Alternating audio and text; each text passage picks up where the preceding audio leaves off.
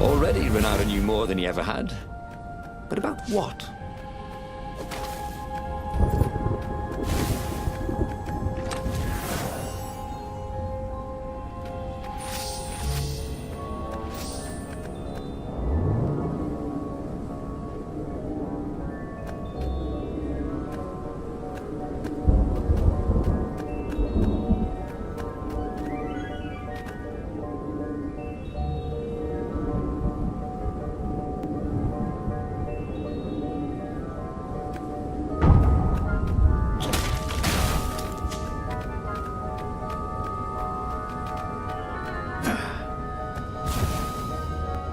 The toads at the observatory measured the stone with their occult devices. I fed it the core of Sky Ripper, explained Reynardo. No more feed me blood and souls. But the core is not an unlimited energy source, said one toad. Another said, There's a feedback loop, you see, which could overload the stone. Yeah, the stone doesn't actually feed on souls, claimed a third. but on pain of killing another sentient being. If you can truly be at peace with yourself, it would not overload. This was all very confusing. At peace? Yes, the mountains were peaceful and quiet, but he now had the power to turn the tides. He should report to the Rebellion Council and prepare for the decisive battle.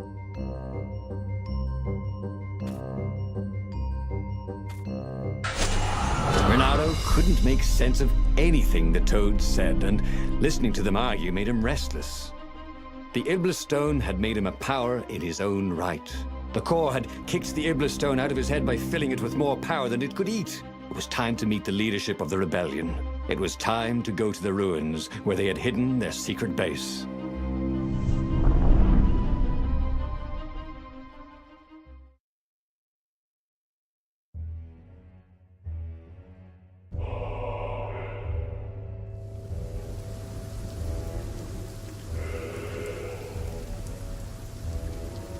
He was ready for anything the ravens could throw at him. His sword felt ready too. It seemed to know what he wanted most.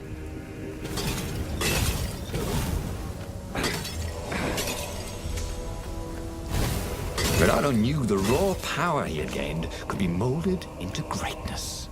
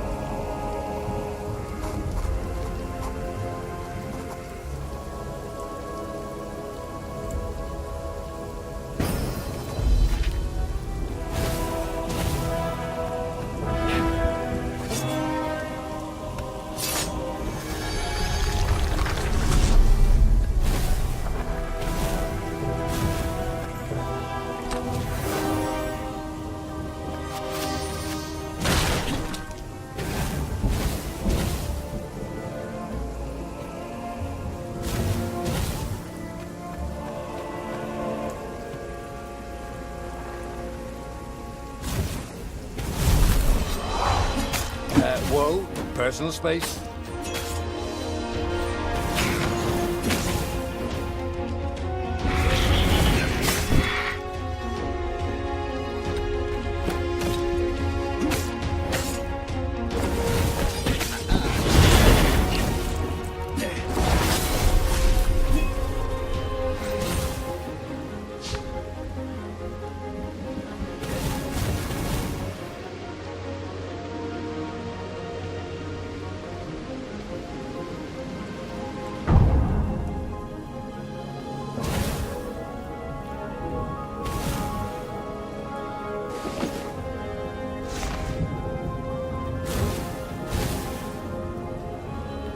Once, he'd found a Superman issue #1 in mint condition in a jar he'd broken. He planned to keep breaking things until he had the whole series.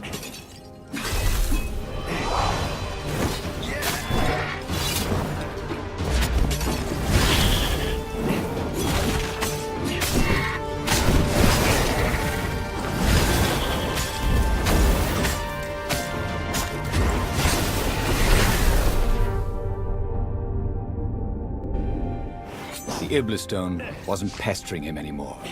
Good. He didn't want to chit-chat, not with anybody. He didn't want to think about Zenobia or Lapino. He just wanted to fight.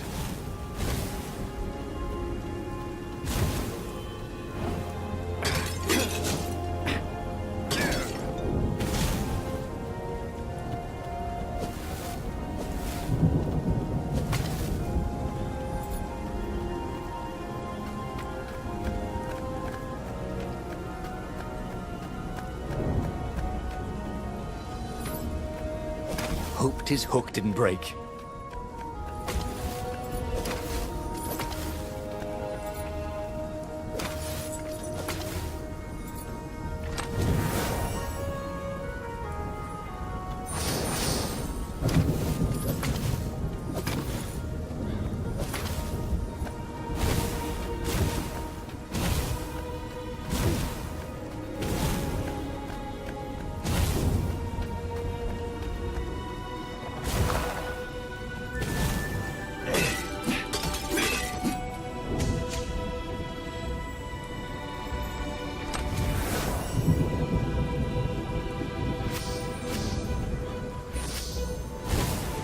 This was almost fun.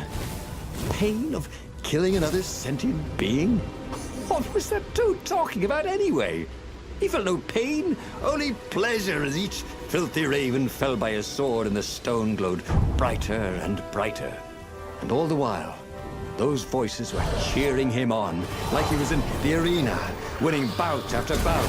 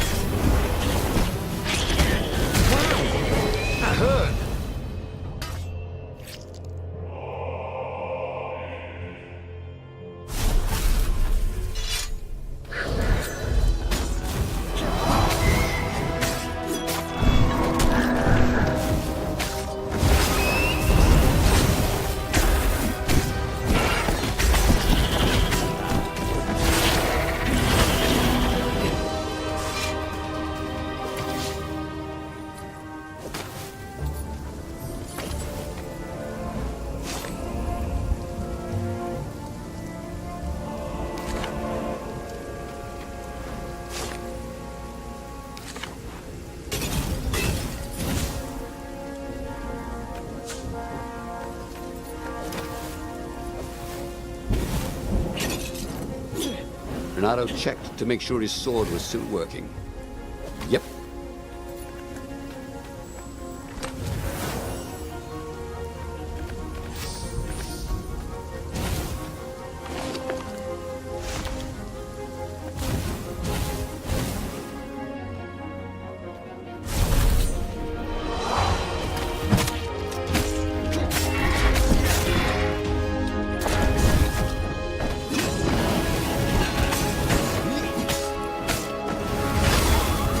I think this is yours, said Reynardo, but he couldn't hear his enemy's answer.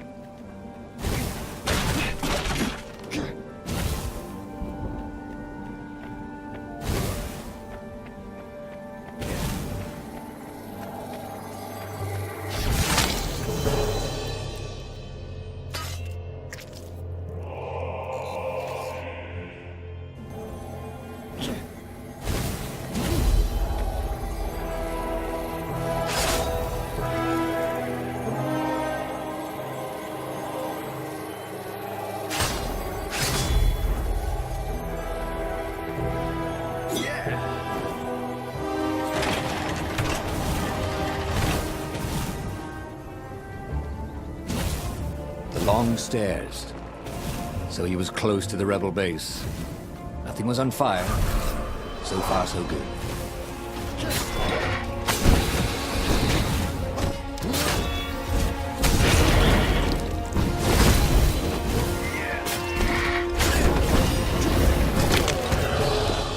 Everything hurt. And then it didn't.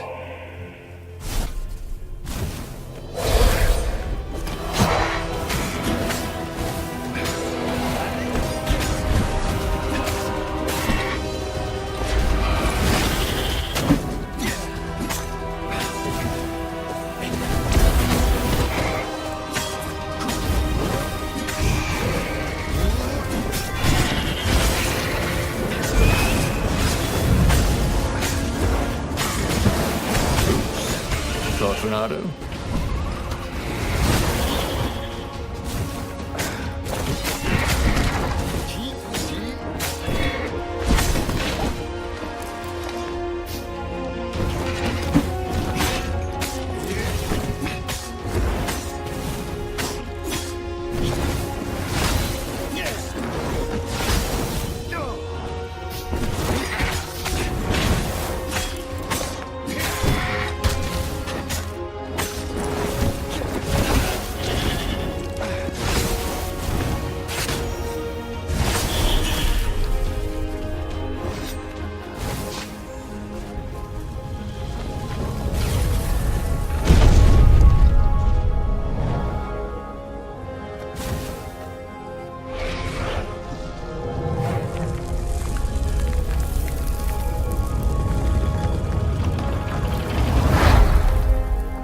He slew and slew across the ruins and into the labyrinth that hid the secret rebel base. He was surprised not to see any defenders or even any of the council toads. When he reached the council chambers, there were still no toads, only filthy ravens. "Stop him! He's gone mad!" one raven shouted until he had hacked them all down. There was not a single toad anywhere. No doubt they'd all been taken prisoner. So it was up to him to take revenge upon the Imperial fleet. But where had they taken the council? It couldn't be good that the Empire had not only found the secret rebel base, but killed or captured everyone there. No matter. He was on a roll. He headed full speed towards the Imperial fleet. He would be the Fox who took down 100 warships. He charged.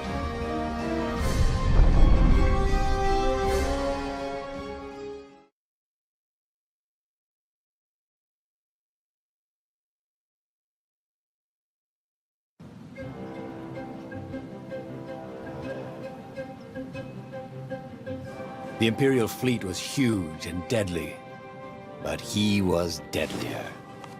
The crowd was cheering him on. He could practically hear it. Reynardo, the hero of the rebellion.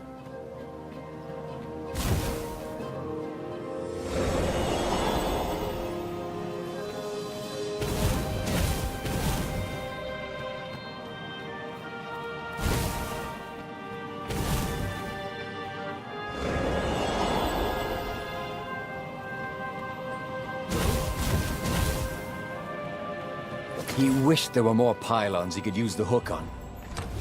Really needed to construct additional pylons.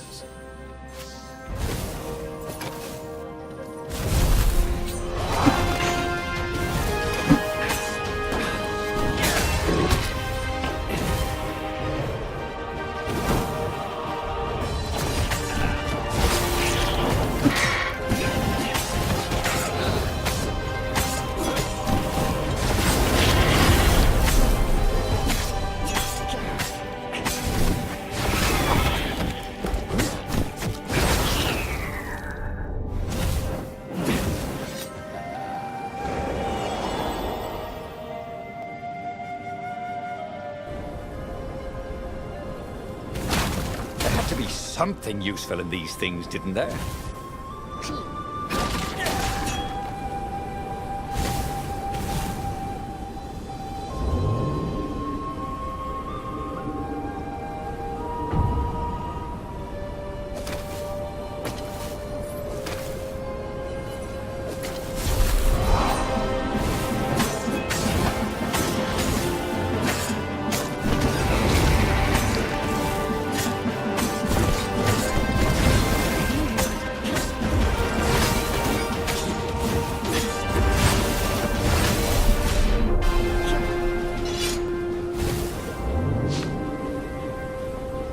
Reynardo wondered if it wasn't cheaper to build bridges and stairs.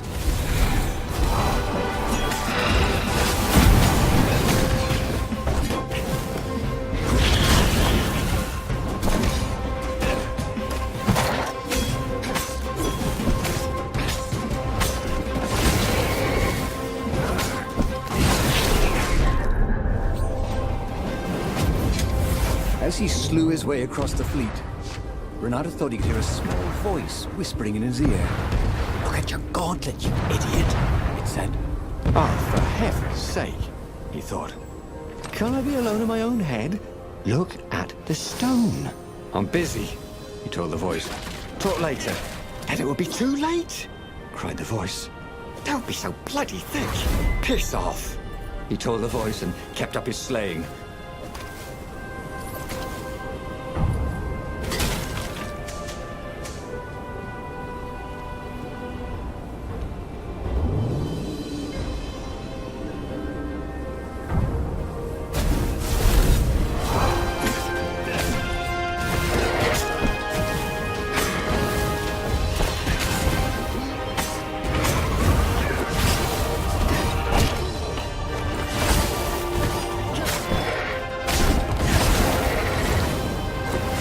That had gone rather well, actually.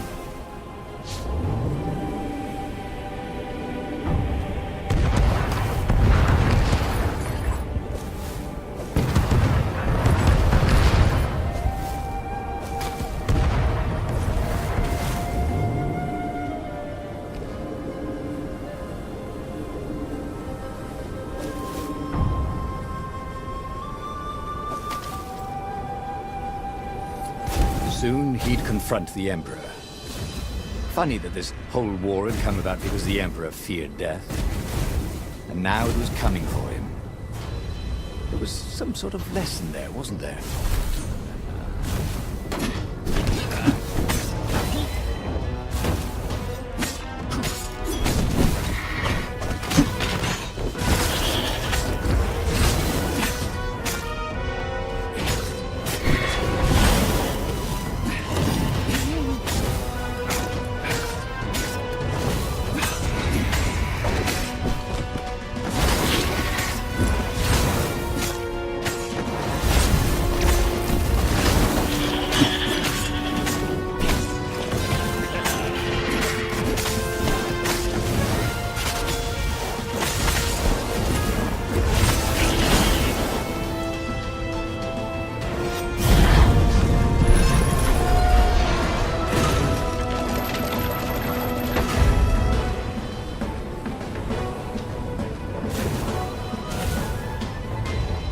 There was the Emperor.